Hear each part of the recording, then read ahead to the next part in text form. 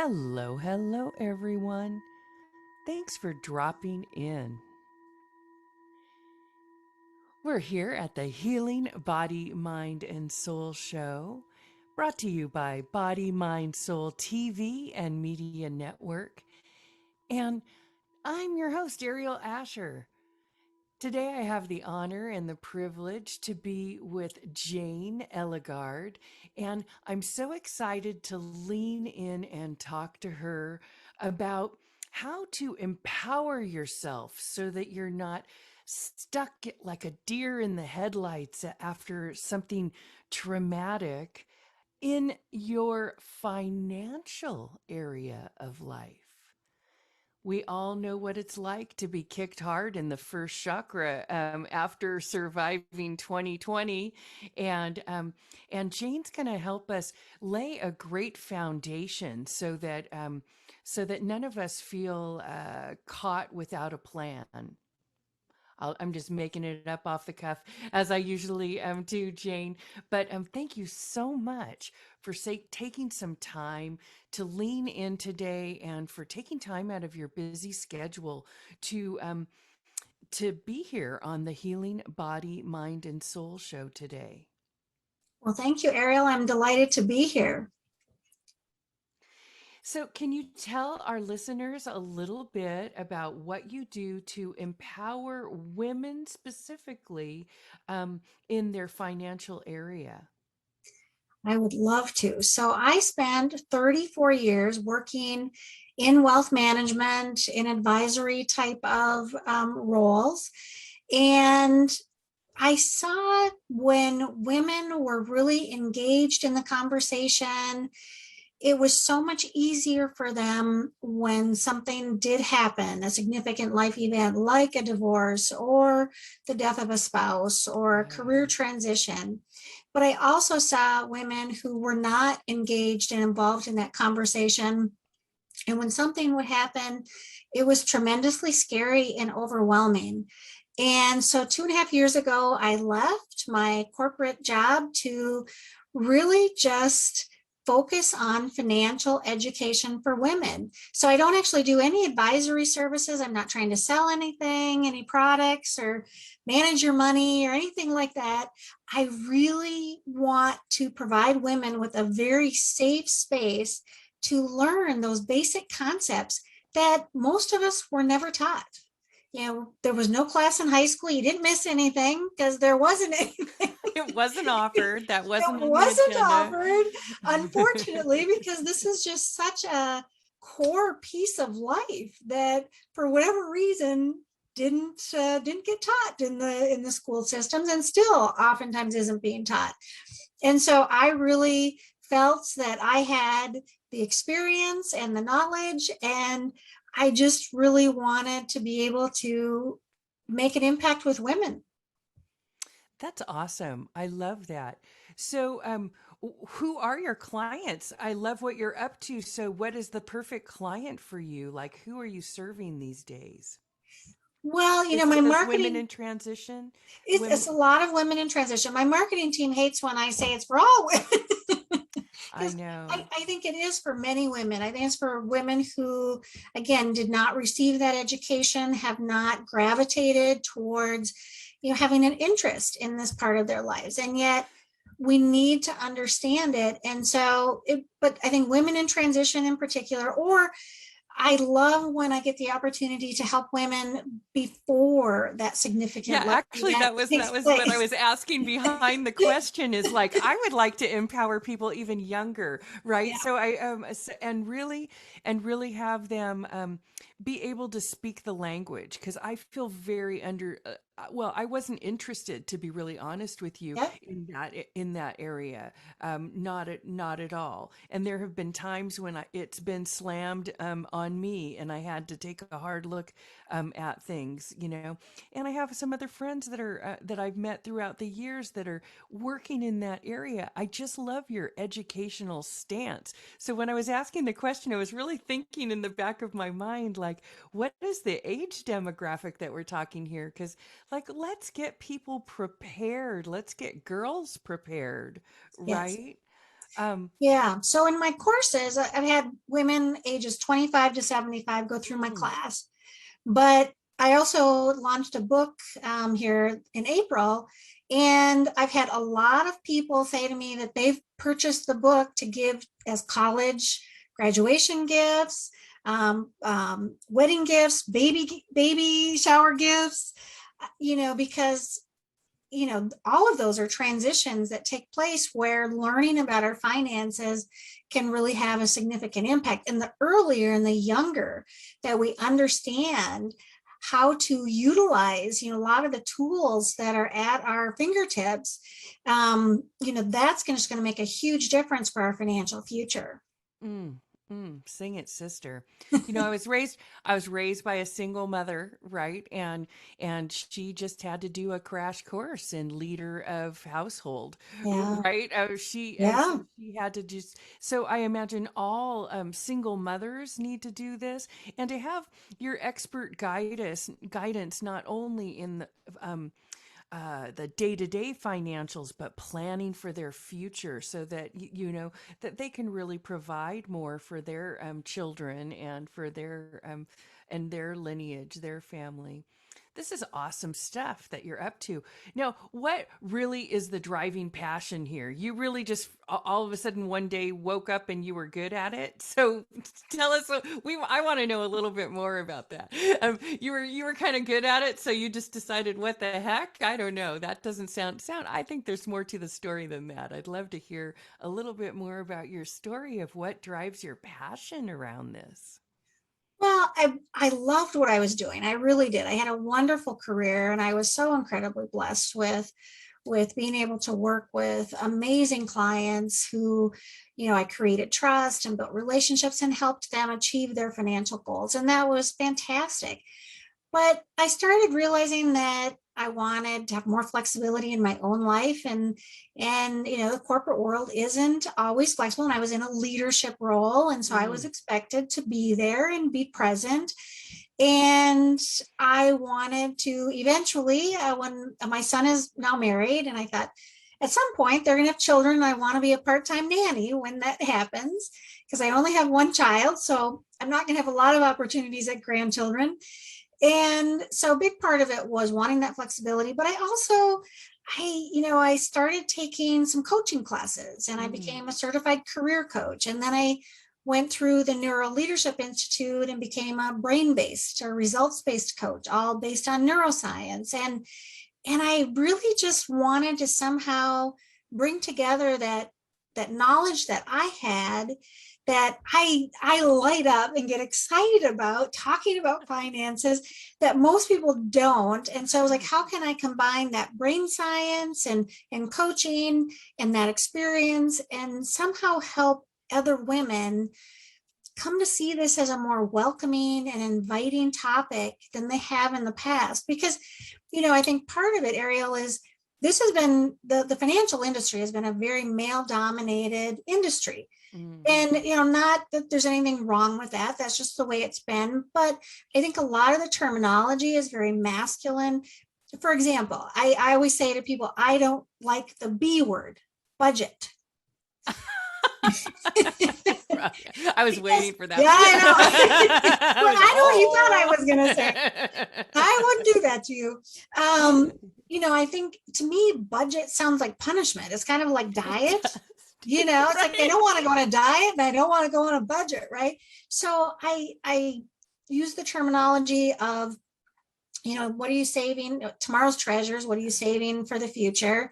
Your past promises. What have you already committed to? And then whatever's left over is for today's joy. And I think that really resonates with women. It's not about, saving that extra $20, which for some people it may be, but it's putting it into different terminology that feels just more inviting. Mm. And it's power management, right? It really, I teach energy management. And when you were just describing it, I love the way that you're describing it because it really is taking what resources we have, right? So it's about making choices about priorities. Um, you are so elegant. elegant wealth. I love the way you're channeling these messages forward, and I just love what you're up to, empowering. Yeah, put me on the list of your huge fans. I think that this is really great. It is. Thank It's you. really. It's really. It's really great.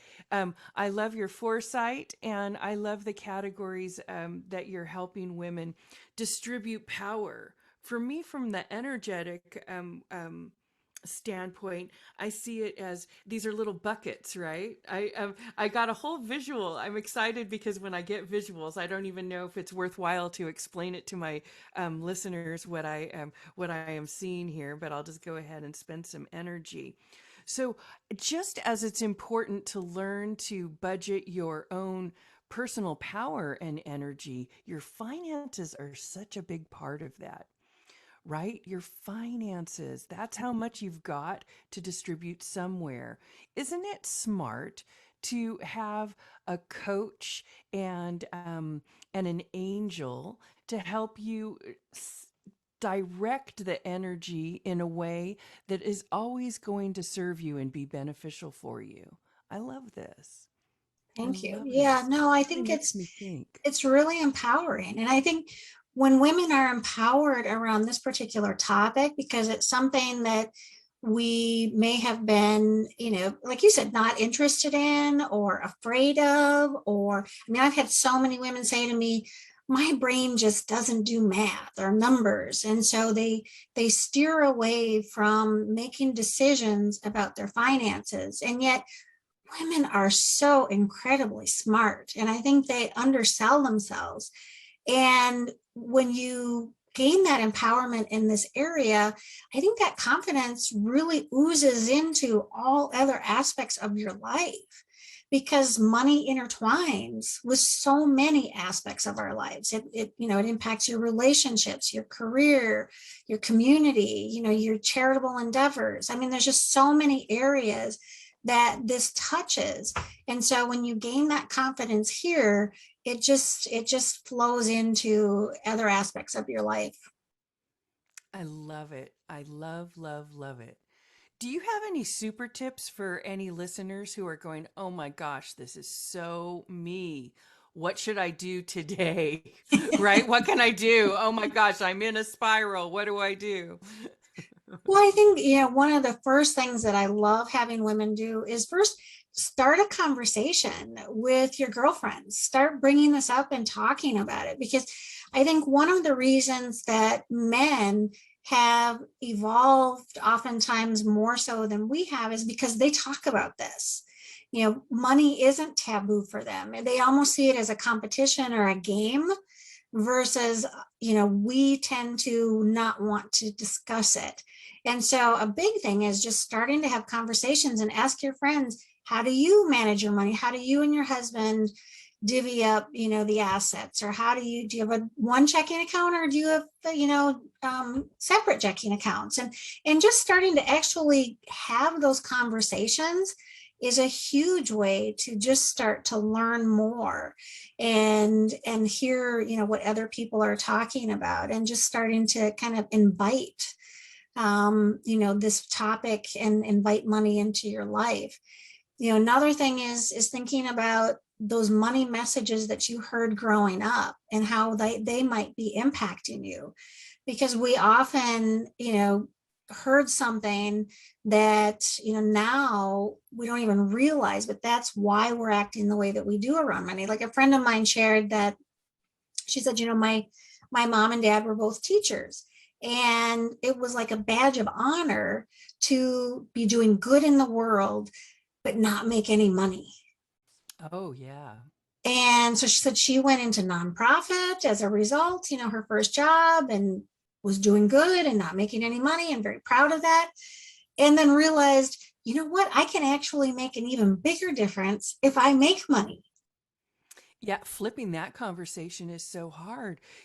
I am a performer and an artist, and for so many years, and working with musicians and, and working in that demographic, there are some like vocations that it is a badge of honor to struggle. And I think that flipping the conversation exactly how you're saying is so empowering.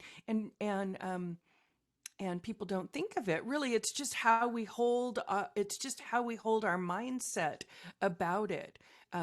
To let go of some of those the starving artist thing is that's more common in my world. Oh Yep. man, yeah, yeah, I deal a lot with the starving artist and the spiritual healer. Oh my gosh, the burden of the spiritual healer. So I really get these unconscious things or the stuff that's playing in your subconscious mind over and over again and keeping you from being the most powerful. And let's face it, people, let's listen in. We all are trying to evolve ourselves, at least the audience of this show, I will say, as more conscious beings. So we can't choose to be unconscious about a particular subject. You have to get comfortable with speaking and owning your power, speaking about and owning your power.